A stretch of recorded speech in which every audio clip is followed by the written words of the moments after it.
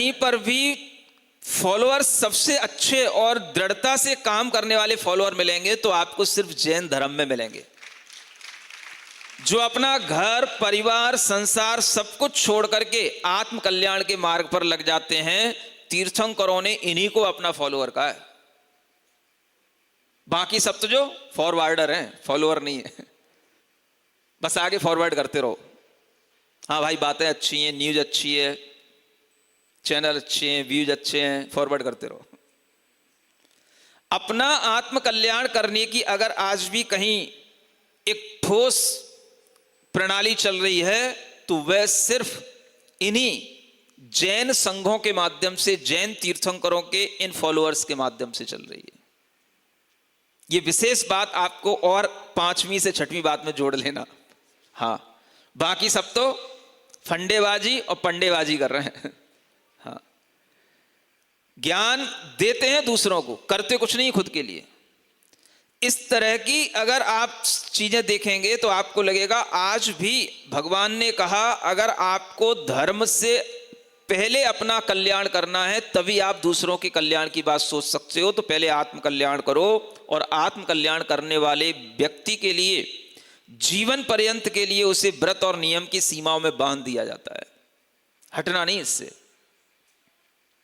समझ आ रहा है?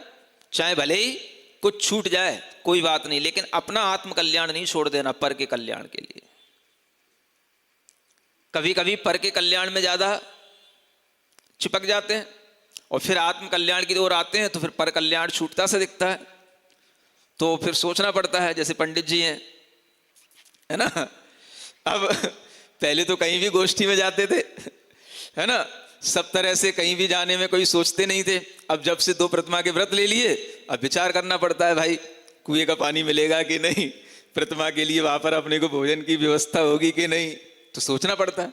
अगर मान लो कहीं से आपके लिए ऑफर आ गया और वहां व्यवस्था नहीं है तो क्या होगा? वो छोड़ देना पड़ेगा, लेकिन अपन अपने व्रत को कभी नहीं छोड़ेंगे। यही भगवान के मार्ग पर चलने का सच्चा संकल्प है। तो तीर्थंकरों के मार्ग पर चलने वाला व्यक्ति अपने लिए पहले दृढ़ बनता है,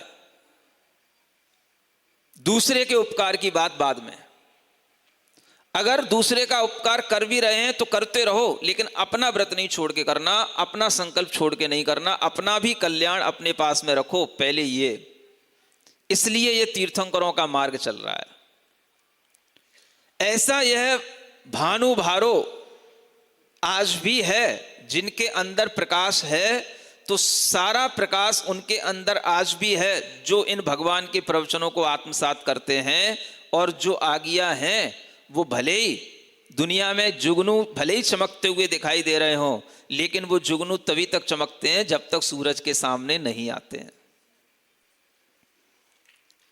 समझ में आता है? इसलिए ये हमेशा ध्यान रखना, भगवान के प्रवचनों के लिए एक शब्द दिया इसमें, अमलान। पंडित जी ने भी लिखा है इसमें, क्या लिखा है? जिन प्रवचन कैसे हैं? अमलान, मतलब मिलान नहीं होते हैं, मैले नहीं होते हैं, कभी हमेशा उजले रहते हैं प्रवचन। भगवान के वचन कभी भी फीके नहीं होते, कभी भी जो है उनमें उत्साह की कमी नहीं आती। जो भगवान के प्रवचन सुनते रहते हैं, जिन्हें भगवान के प्रवचन की भक्ति होगी, उन्हें कभी भी उनके उमंग और उत्साह में कमी नहीं आएगी। सुनते हो? दीपावली हो गई,